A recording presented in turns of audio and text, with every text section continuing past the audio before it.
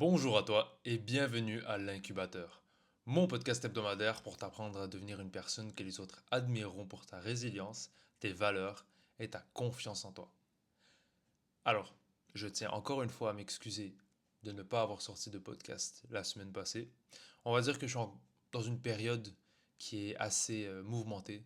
J'ai plusieurs fois mes horaires qui changent, j'ai plusieurs bonnes choses qui arrivent pour le futur de cette chaîne et de mon compte Instagram et de en fait mon futur en tant que podcasteur, youtubeur, créateur de contenu en gros. Et c'est très intéressant, je vous prépare du lourd, ça va être trop bien. Et c'est déjà trop bien de toute façon, parce que bon, le podcast il est trop bien. Mais bon, passons. Il y a beaucoup de choses que je vais améliorer dans ce que je fais. Et c'est trop bien d'avoir ce genre de progrès, d'ambition. Et je ne peux que vous le souhaiter. Parce que bon, je sais ça ressemble à quoi de ne pas avoir d'ambition, de ne pas avoir de projet. J'ai déjà raconté plusieurs fois dans ce podcast, dans différents épisodes. Mais il y a plusieurs fois où je manquais d'ambition, où je manquais de direction, on va dire. Et c'est bien d'avoir une direction. Parce que oui, ça va être dur, mais au moins tu as quelque part où aller. Parce que le feeling de n'avoir nulle part où aller, c'est un peu chiant. Mais bon, je m'empresse un peu parce que j'ai un sujet qui est trop intéressant à aborder aujourd'hui. Mais avant ça, je veux parler un peu des retours que j'ai eu à propos du podcast. Parce que j'ai pris un peu des notes autour de moi. C'est les gens sur Instagram qui m'écrivaient à propos du podcast, qui me donnaient les points positifs, les points négatifs. Et en gros, on m'a dit que, comparé aux premiers épisodes, les gens semblaient moins apprécier le fait que je fasse moins de blagues ou moins de commentaires plus spontanés. Et je dois avouer que c'est vrai. J'ai essayé d'amener un point plus sérieux, plus euh, concret et direct, plutôt que des blagues et des commentaires un peu particuliers. Et surtout les gens qui me connaissent en vrai savent que j'ai l'aspect très blagueur, très dérisoire, on va dire. Je sais pas si c'est le terme qu'on utilise, mais je m'en fous en fait. Je fais ce que je veux, c'est mon podcast. Et ça, les E aussi. J'ai remarqué que en réécoutant les anciens épisodes, je faisais plus attention aux et aux hésitations et aux répétitions. Et c'est quelque chose que je travaillais. Donc si jamais vous avez des commentaires, si jamais vous avez des améliorations à avoir, des choses que vous aimeriez que j'aborde, n'hésitez pas à les laisser en commentaire, soit sur Spotify, Apple Podcast ou YouTube, ou à venir directement me les écrire à safe.badruddin sur Instagram, TikTok, Dailymotion ou Pornhub. Oh,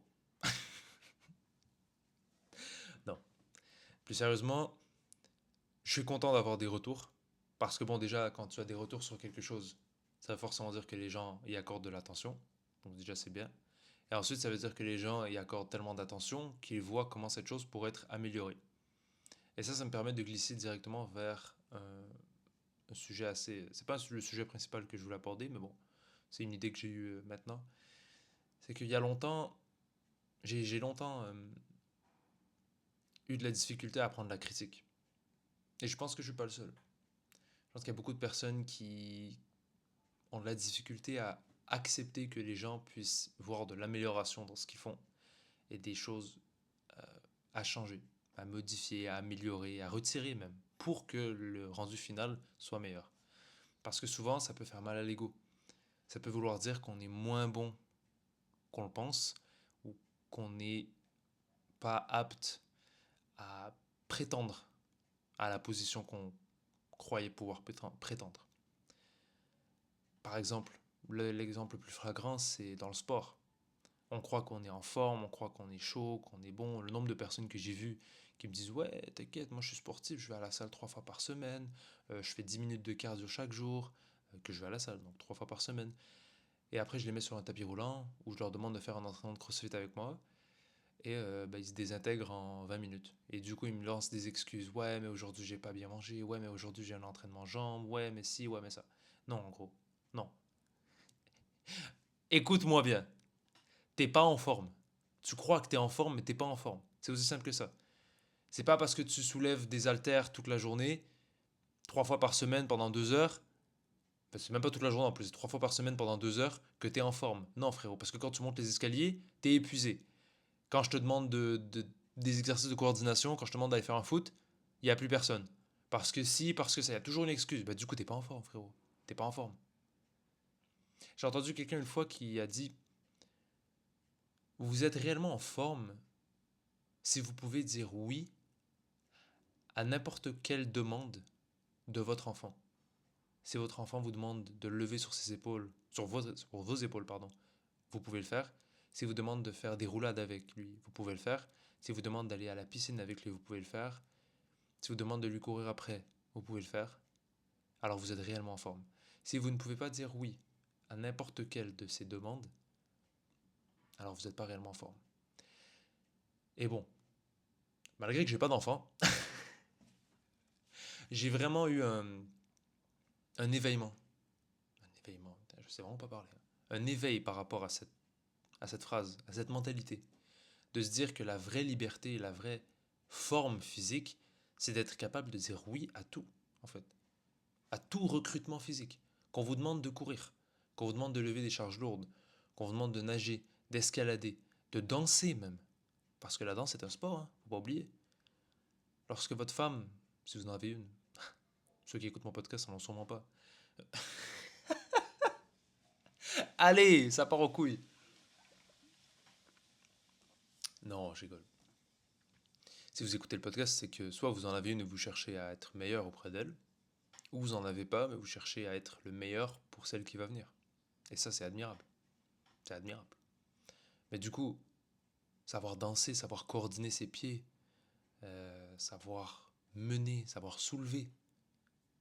J'ai dit soulever dans les airs. Hein. Donc on se comprend bien. Hein. Je vous watch. Et ben, ça fait partie de la forme physique. Si vous vous épuisez après 10 minutes de danse, bah malheureusement, vous êtes moins sexy. Si vous vous épuisez après 5 minutes de course derrière votre fils, bah, malheureusement, il va être déçu. Hein. Lui, il s'en fout de savoir que vous êtes allé faire les jambes hier. Il s'en fout de savoir que vous soulevez 300 kilos au squat. Il s'en fout. Lui, il veut que vous lui couriez après, parce qu'il veut s'amuser. Du coup, c'est la forme physique. Et lorsqu'on vous dit que vous n'êtes pas réellement en forme physique, bah, il faut le prendre comme un vrai commentaire, comme une possibilité d'amélioration. Et moi, c'est vraiment le switch que j'ai eu dans ma tête. C'est lorsque quelqu'un me critique, attention, pas n'importe qui et pas n'importe quel type de critique, hein, critique constructive, critique d'amélioration, qui vient d'une personne qui prouve par ses paroles et par ses faits, par ses gestes, qu'elle a la capacité de me critiquer et de me mener vers cette amélioration, qui n'est pas juste une critique lâchée comme ça. Et ben je l'écoute. Je me dis, peut-être qu'elle a raison. Peut-être. Peut-être pas, hein, mais peut-être qu'elle a raison. Mais du coup, lorsque quelqu'un me critique sur mon podcast, je me dis pas directement, ok, c'est bon, je sais ce que je fais de toute façon, je suis trop fort. Non.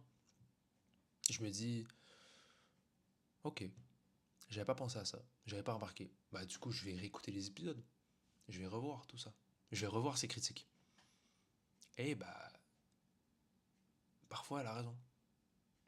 Parfois cette personne a raison. Parfois, j'ai eu mes raisons aussi de changer. Dans ma vie, j'ai eu mes raisons de changer. Et je pense que tout le monde a ses raisons de changer. Mais parfois, ça vaut vraiment la peine de se dire, ouais, peut-être que là, je fais fausse piste. Je fais fausse piste. Je fais fausse route. Là, peut-être que je suis en train de me diriger vers une direction que j'aime pas, en fait. Et ça, c'est vraiment une bénédiction. Et c'est pour ça aussi que c'est important de choisir votre entourage. Parce que votre entourage, ça va être que des gens qui vont vous critiquer tout le temps. Tout le temps. Mais vous critiquer pour que vous deveniez une personne encore meilleure que vous êtes. Pas pour vous rabaisser. Il faut différencier les deux. Mais de toute façon, ça, c'est des aspects justement qu'on aborde dans le podcast. C'est des aspects sur la confiance en soi. Parce que la confiance en soi, c'est aussi la capacité de se dire, là, je suis en train de changer. Les gens vont me critiquer pour ça. Mais je sais pourquoi je suis en train de changer. Et les gens n'ont juste pas la vision au long terme. Ça, c'est la vraie confiance en soi.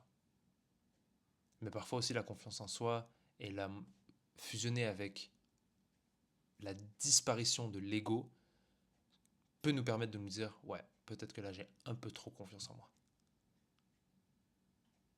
Vous voyez, il ne faut pas prendre ces blocs séparément.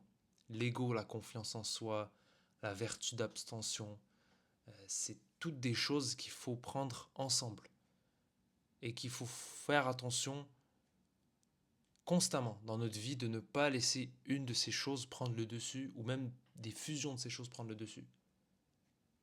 Les arguments congelés versus les arguments frais, on va dire. Des arguments cuisinés, comme je l'avais utilisé dans mon précédent podcast. Ben, c'est un mélange entre de l'ego et de la fausse confiance en soi. Parce qu'on est... Là, les arguments congelés, je veux dire. Parce qu'on est convaincu que ce qu'on dit, c'est vrai, et que c'est la seule vérité. Du coup, on a un mélange de fausse confiance en soi et d'ego.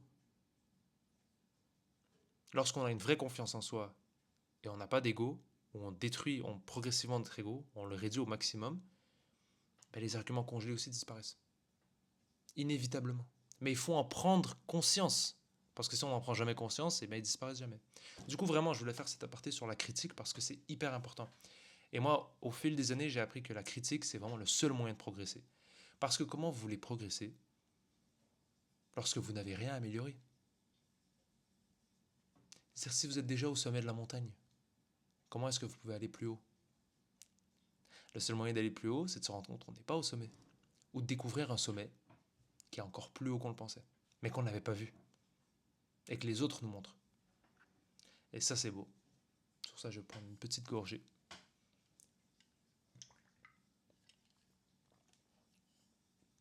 Mais du coup, pour la suite du podcast, je vais essayer d'être un peu plus spontané, on va dire. Un peu plus de blagues et tout, laisser ressortir un peu ma personnalité. Parce que c'est le but, hein. Je veux dire, là, je l'ai déjà mentionné dans plusieurs épisodes, mais ça, c'est que le début. Là, on n'est que le début. Là, j'ai finalement réussi. Là, je le regarde dans le coin de... Les gens qui m'écoutent en podcast ne peuvent pas voir, mais là, je regarde le tableau en arrière de ma caméra. Parce que j'ai finalement réussi à l'installer. Ça a été la galère. Mais il y a des vidéos YouTube qui vont venir. Où est-ce que je vais pouvoir rentrer dans des sujets plus en détail, mais de façon plus raccourcie. Où est-ce que la vidéo, vous savez pourquoi vous venez. Vous savez qu'il y aura une leçon concrète et précise qui va être expliquée de façon très abrégée et que vous pourrez directement améliorer votre vie grâce à ça.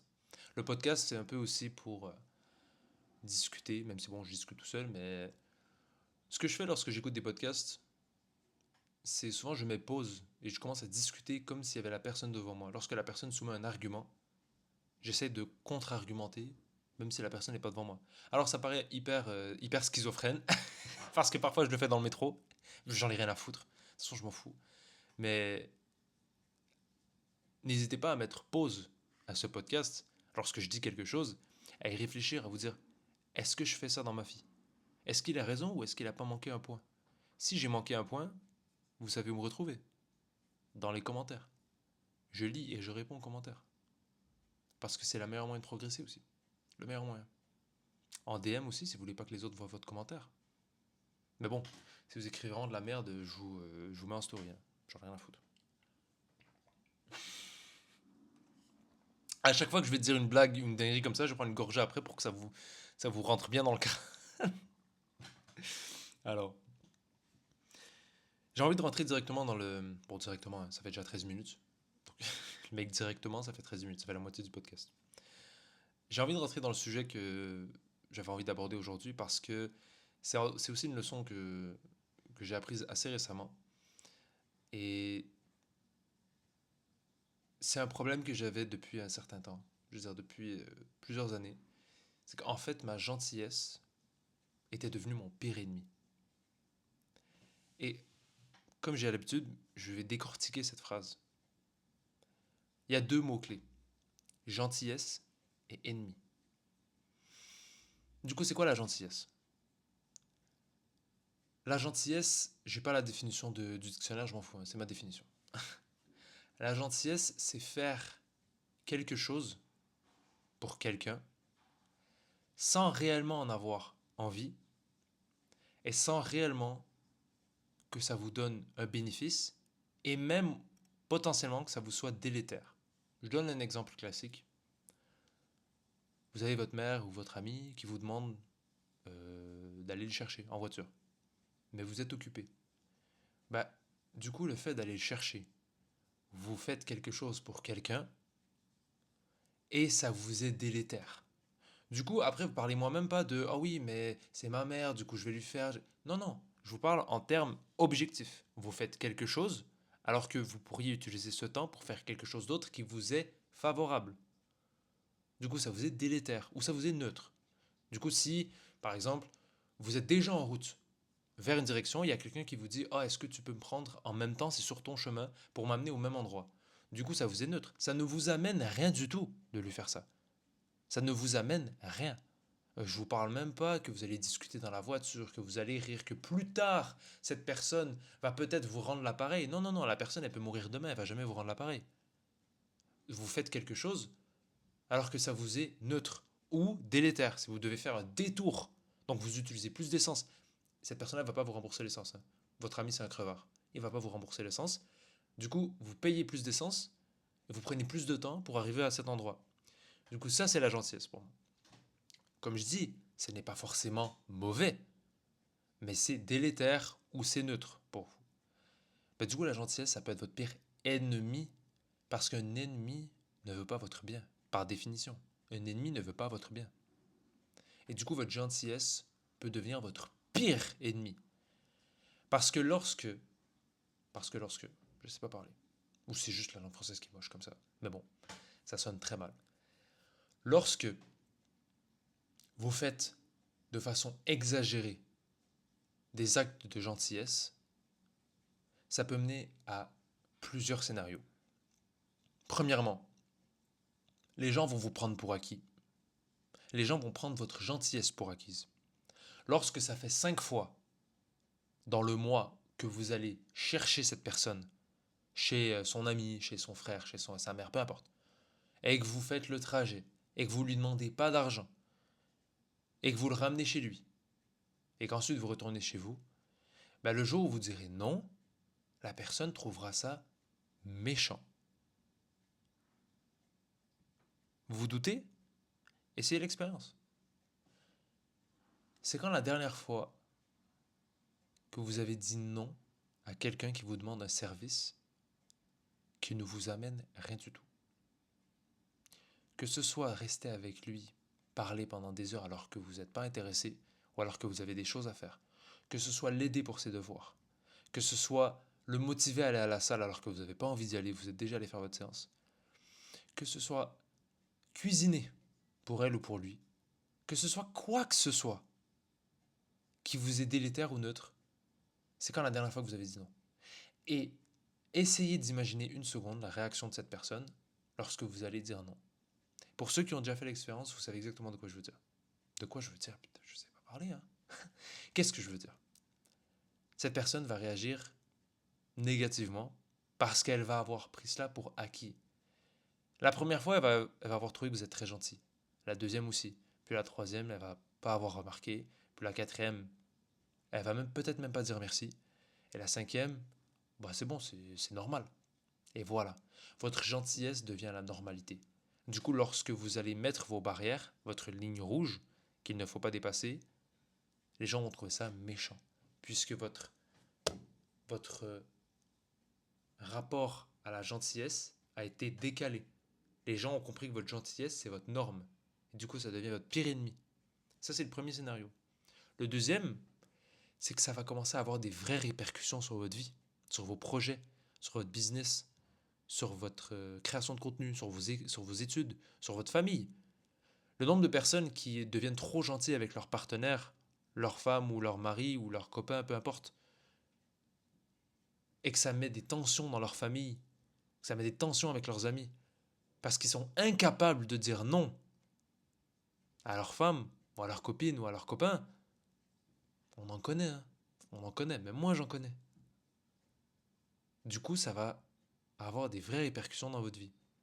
C'est exactement ce qu'un ennemi veut. Un ennemi veut des mauvaises répercussions sur votre vie. C'est normal. Et du coup, votre gentillesse devient littéralement votre pire ennemi. Parce qu'il n'y a aucun de vos ennemis qui réussira à faire autant que votre gentillesse n'a réussi à le faire. C'est incroyable. Parce que lorsque vous comprenez ça, vous dites merde. Et là, je sais, je vais mettre une pause. Réfléchissez à tout le moment où vous avez été trop gentil.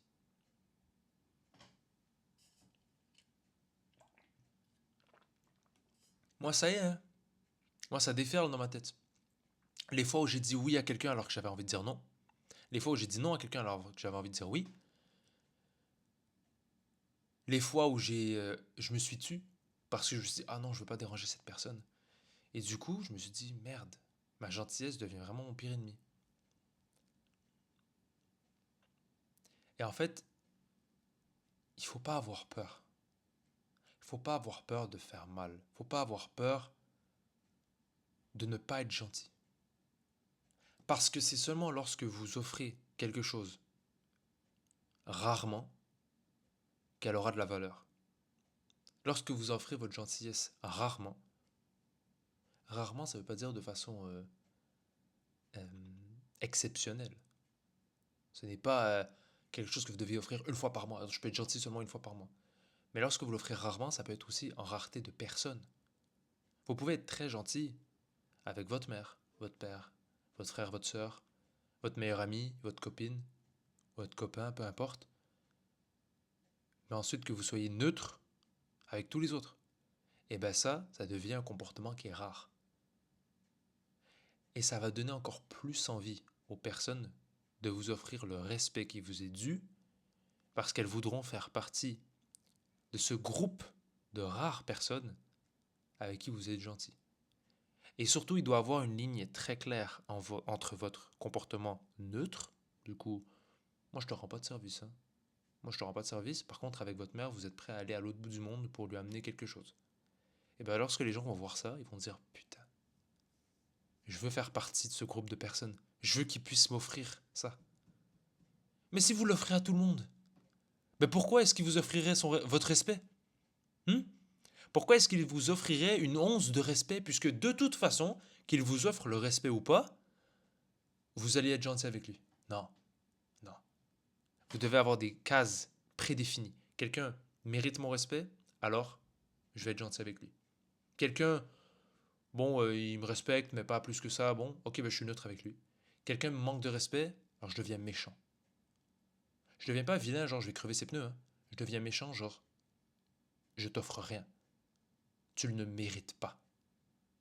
Et ça, c'est ce qui va vous différencier des gens sur qui on marche H24 et qui les gens s'essuient les pieds. Et les gens qui ont une tête sur les épaules et qui se font respecter. Qui ont une colonne vertébrale et qui se font respecter. Et ça, je vous dis que ça change absolument tout. Lorsque vous êtes capable de dire les termes à quelqu'un, lorsque vous êtes capable de dire non, ça ne me plaît pas.